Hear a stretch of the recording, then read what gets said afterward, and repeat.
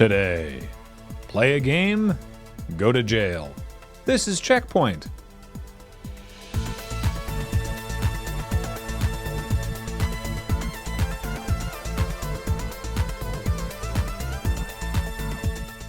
Welcome to CheckPoint. Glad to be back in the hot seat giving you all the good gamer news.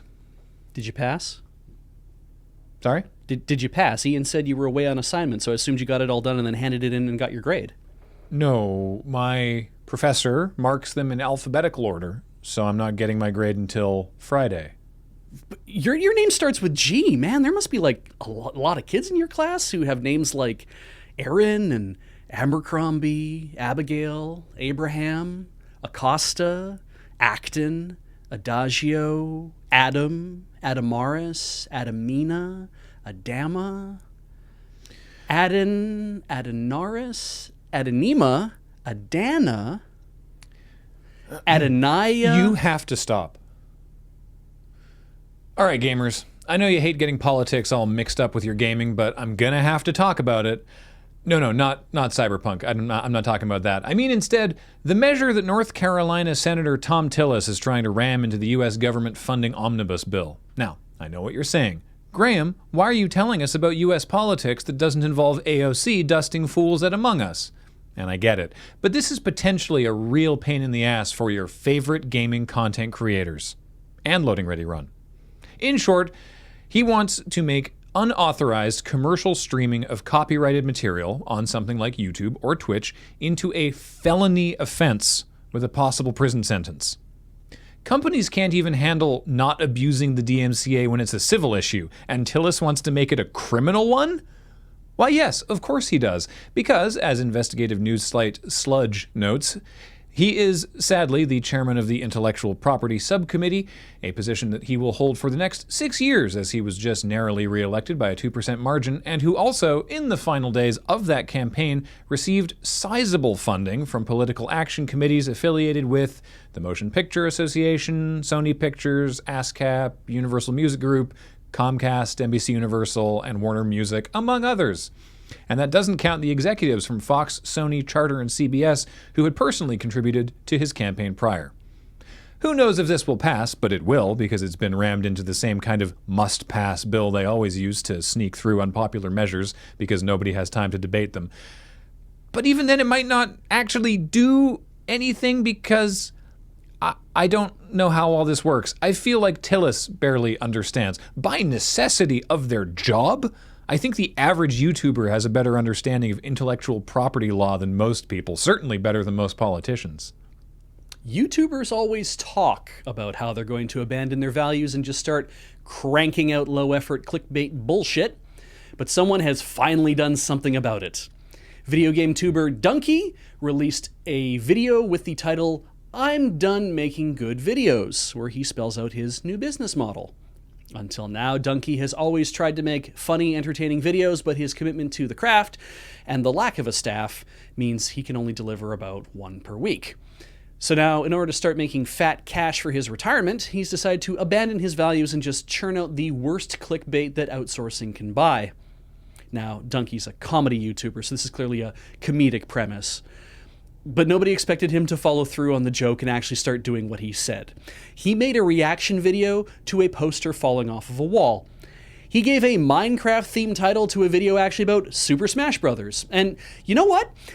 It's working. His new troll videos are rocketing up the trending charts, and more people are watching them than ever. Again, Dunkey does comedy, so there's a good chance that despite being seduced by the siren song of clickbait, it's clear he's made his point and he'll probably go back to making his original videos and just have to deal with, how many views on average was it again? 1 million in a week?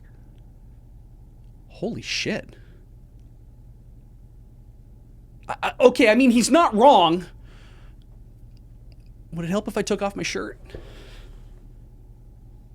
Fooled you, I'm also talking about Cyberpunk. There's just so much of it. After reviewers receiving early access to the game were only provided with PC copies to test and were notably not given console versions, it should come as no surprise that there are widespread reports that Cyberpunk looks like butt on the now previous generation consoles, the PS4 and Xbox One, riddled with visual bugs and strange glitches. to the point that some people are decrying CD Projekt Red rushing the game, which, I mean, it's fair to say it needed more time, but rushing is a thing they sure didn't do. One day, the developers will be able to stop making this game. If you suspect you may be photosensitive or prone to seizure, Cyberpunk has an easy way to find out for sure. Simply play the game, and at multiple unskippable times, you will be subjected to prolonged sections of rapid white and red flashes of light. Reported by Liana Rupert at Game Informer, the game is just generally kind of glitchy and flashy by nature of its aesthetic, which can be a problem if you're prone to epileptic seizures.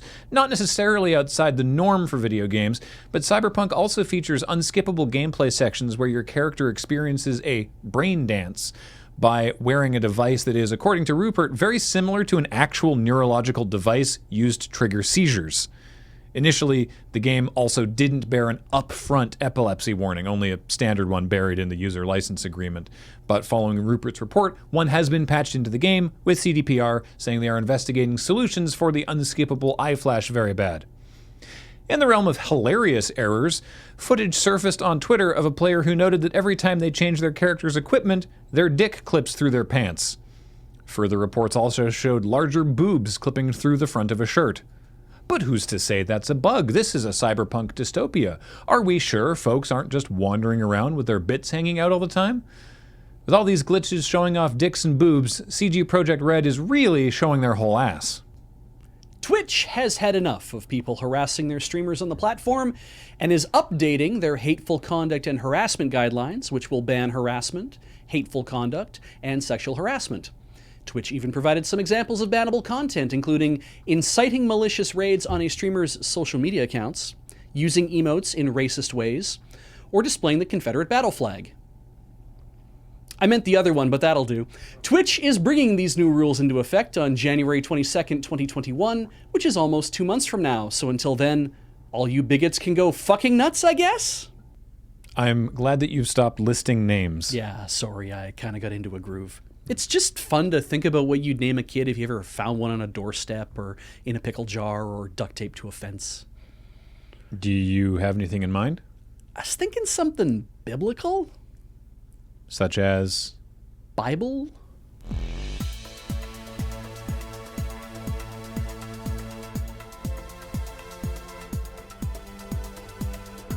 Coming up, one of YouTube's top gaming videos of 2020 is titled EM3-in-1 16:9, shows a character failing to solve a puzzle for 30 seconds, and has 99 million views. God damn it, I am taking off my shirt. That video and another one in the top 10, was it top 10 or top 8? Top 20, whatever it was. It's like 75 million views. Yeah. Is an almost identical video. It's like a short video with like the pull keys thing, the game that doesn't actually exist. And at least the other one, if not that one also until recently, but the other one is unlisted. Yeah, there's like no way anyone would find it. Meaning that it's being served as ads. So like some app out there is referencing it to serve the ads in their like iOS or Android app. They're like sideloading a YouTube player into the app. Yeah, so they don't have to host the video themselves. Host this 15-second video. Yeah. It's just like, and YouTube put it out in a blog post being like, here's our top gaming videos of the year.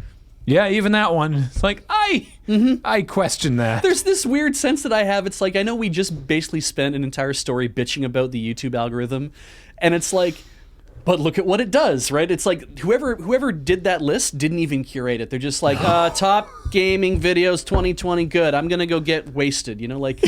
What's this one? Unlisted? Don't care. Put it on the list. Fine, you know. Clearly, 99 million views. People must really love it. Yeah. Yeah. So we should start playing Among Us with that guy with the really deep voice. Are we gonna get in trouble because I spent this episode just shitting on YouTube and Twitch, which are two of our primary moneymakers? Can't wait to find out.